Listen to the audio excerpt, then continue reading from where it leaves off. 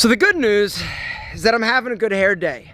The bad news, well, this week was nothing but bad news. So if you guys that watched last vlog where I showed you my car, I talked about the fact that last week was a really hard week for me, and it was. There were a lot of things going on from a professional standpoint that were really, really hard and challenging.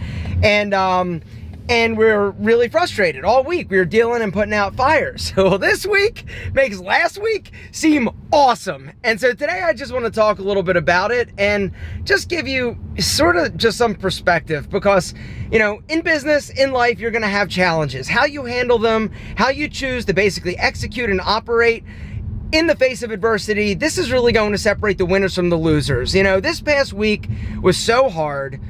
And it was so major in terms of impacting Pete and Pedro, my business, that, you know, there was a point, like one fleeting like second, that I thought to myself, I could just fucking give up. Like, I could stop. I literally could just stop and I don't even have to deal with this.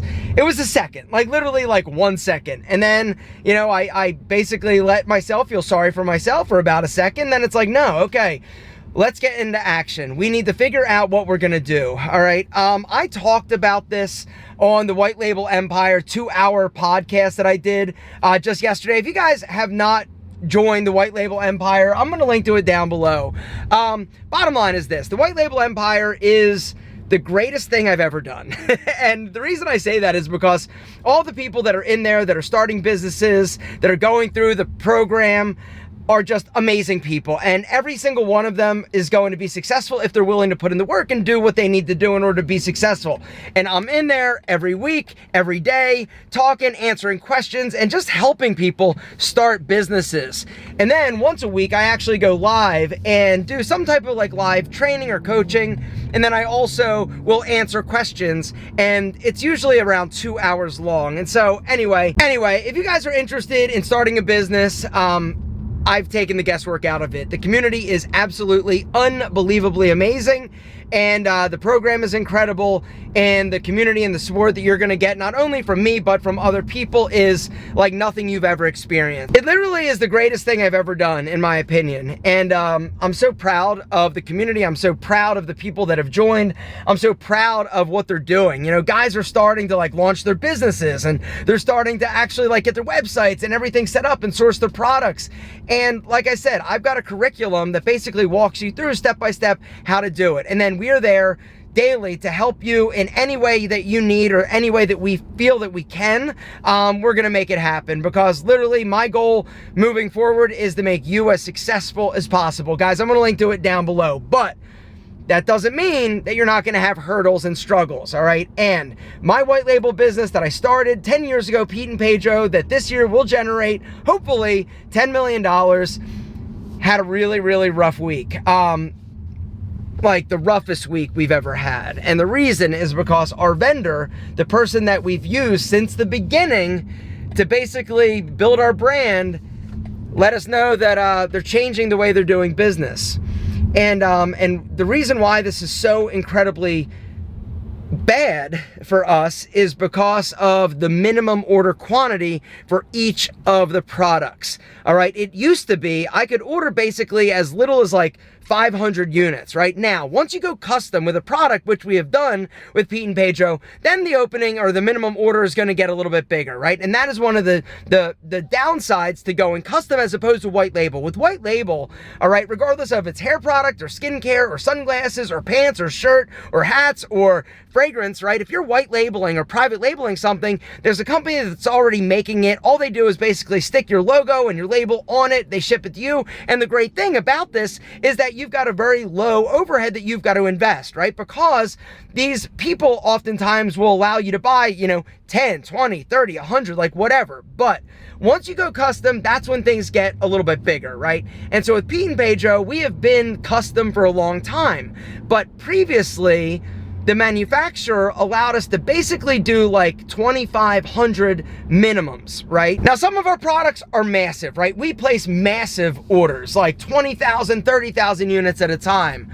But some of the smaller SKUs, it's smaller, right? We'll order 2,500 units, and then, if we're selling, call it 500 units a month, that inventory will last us about 5 months. And we know that, okay, we're gonna have to reorder in about a month, because it takes typically like a month to get inventory. And so you've just got to figure out basically that metric. What is the lead time that you're gonna need to order? Because the whole goal when it comes to inventory is keep it as low as possible, because when it comes to business, as Kevin O'Leary says, cash flow is the lifeblood of your business, all right? You've got to manage it. If you've got a ton of inventory sitting on shelves, it's basically dollar bills that are just hanging out, chilling, waiting for you to basically sell. And then when you sell, you're going to get the money back. You've got to then allocate some for new inventory, but then you also have money that you're going to be able to invest in things like innovation, not to mention pay rent, not to mention put money in your pocket, not to mention pay for advertising. Uh-oh, hold on.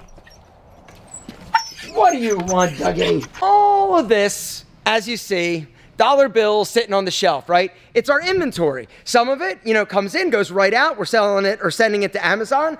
But a lot of it, it'll sit here. And it sits here until it basically sells, which is, a thing. Like I said, dollar bills sitting on the shelf. The fact that we have all these empty bays is kind of a good thing. All right, just to give you an example, the whole goal, like we said, is to actually shrink your inventory that you're carrying. About 2 years ago, if you were to come in here, my shelves were packed, right? And I had on hand at any one time around $1.2 million. But once again, these are little dollar bill soldiers just hanging out, chilling until I sell through. The whole goal for us was to shrink the inventory. And so this year, like this past month, we basically have like 550,000, which means I now have like over 500 or $500,000 that I'm able to use to actually build and buy new things, not to mention develop new products, not to mention, spend money on advertising and marketing. But when you've got a bunch of inventory that you have bought that's not moving or not selling, this is a problem. Now, back to the problem that we're dealing with. Right, so in terms of vendors, we've got a few different vendors, right? We've got a vendor that makes our soap and our deodorant. We've got another vendor that makes our powders, whether or not it's our ball powder or texture powder. We've got another vendor that makes our body washes, and one vendor, our main vendor, makes our hair product, right? And this is the company that I started with like way back 10 years ago when I started doing like private label with Pete and Pedro, right? They had two different like areas of their business. They had the private label side or the white label side, but then they also had the custom manufacturing, and that was like their big like thing. Well, anyway, over the years, I have grown, right? My business has grown. We've added a bunch of SKUs. But the beautiful thing is that when you actually have a great partner, they'll a lot of times work with you. And so over the course of the past 2 years, we've really been focusing on trying to get the inventory or cash on hand when it comes to inventory down. Because like we said, if it's sitting on the shelf, you can't spend it, right? You can't do anything with it. And so we've really done a great job. We are almost perfect in terms of the inventory we have, the way that it's going out, the way that we're ordering. We have streamlined our operation, which is incredibly important. Well, that's about to change because we got the call from our hair product manufacturer that basically said, long story short, the minimum for each product that you're allowed to do now is 10,000 units, which is significant. Now, for some of our products, our hero products, right? That's not a big deal, right? 10,000 salts, no big deal. We're selling that every month. 10,000 putties, not a big deal. We'll sell that in 3 months, right? But some of our other products, like our pastes or our cream or our, shampoos, like some of the more obscure shampoos like Volume or Hydrate or Cowboy Conditioner, right? Some of these auxiliary products, they don't move as much. Now, that's not a big deal when you actually are able to order a small amount or say 2,500 units. But when you have to order 10,000 units, all of a sudden the game changes. All of a sudden now, I'm gonna have, in order to keep a product, I'm gonna have basically call it, if it costs me $5 for a product, right? Think about that. 10,000 units for one product, I'm investing $50,000 in one product. So I'm gonna have $50,000 tied up in one product. So take a product call it paste, for instance, right? Where I'm selling 400 units a month, but I have to order 10,000. So 10,000 divided by 400 equals 25 months worth of inventory. That's huge. That's over 2 years worth of inventory, which causes a problem because, you've got to sell through this stuff, right? We don't need 2 years worth of inventory. And that's just one product, right? Now, like I said, some of our products, no big deal because you basically can move through them super fast because we basically are selling a lot of them. But some of these other products, that's an example of what the problem is. And so to keep 25 months worth of inventory of anything is insane. It's stupid. You shouldn't do it. Having to tie up so much money in each product in inventory that it's insane. And so what I've had to do basically is figure out what products we're going to kill, what products we're going to get rid of, right? Because honestly, one of the big mistakes that a lot of people make when it comes to business, right? And we fell into the same trap is you think once you start selling, okay, in order for me to grow, I'm just going to add a bunch of different products, a bunch of different SKUs.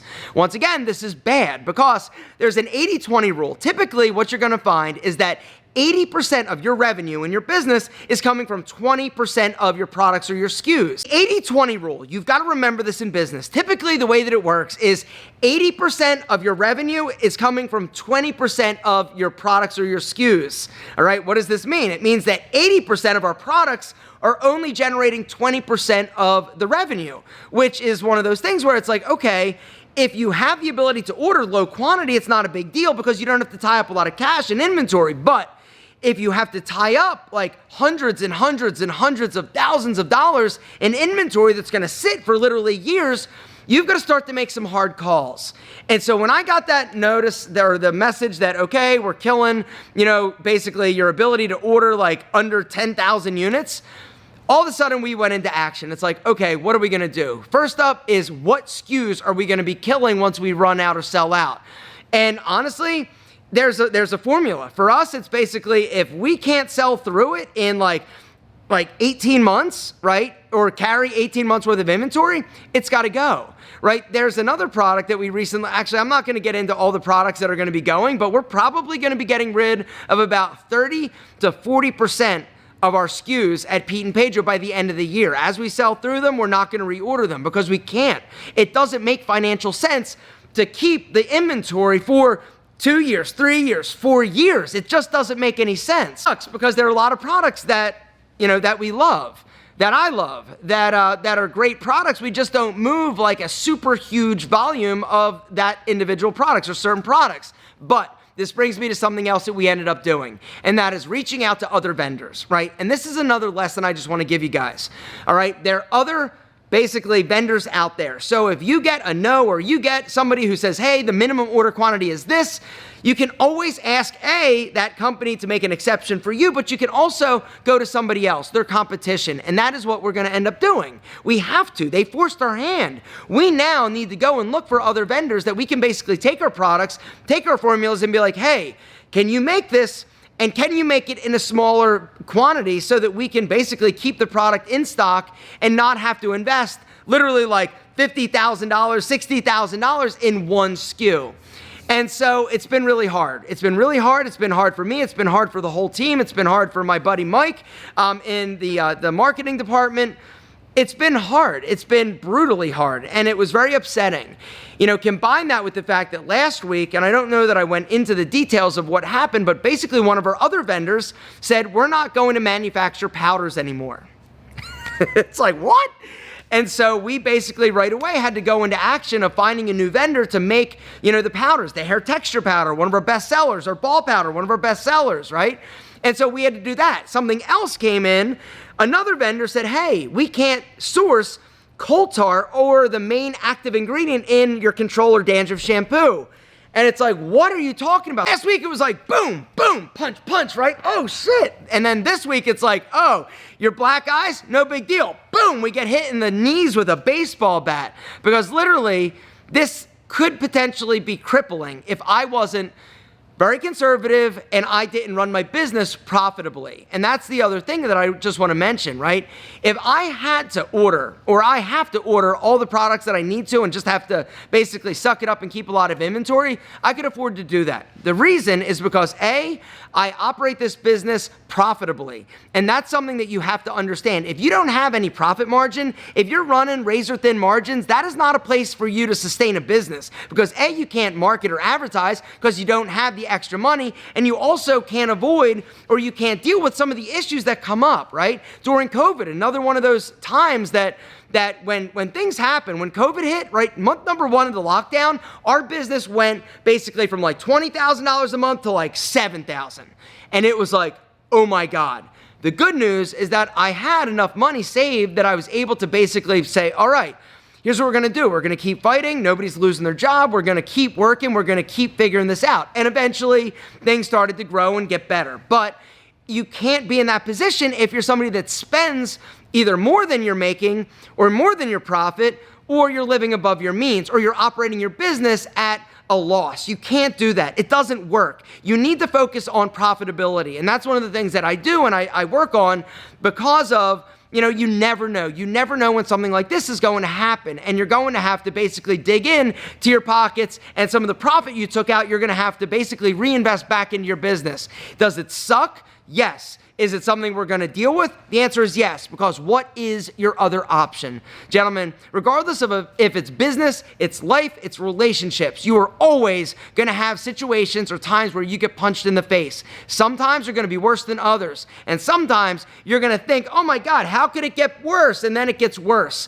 You got to pick your ass up. You got to understand that it is temporary, but you've got to get to fucking work. Nobody cares about your problems. That's the other reality. You've just got to work harder. We all have the same amount of time in the day, and how you choose to use it is going to dictate the winners from the losers. And I choose to be a winner. And so I and my team are going to get to work. We're going to figure it out. It's going to be hard. It's going to be painful, but we will win, because there is no other option. Gentlemen, thank you so much for watching. If you haven't checked out the White Label Empire, join us on the inside. There's a link below. I love you. Thanks for being here.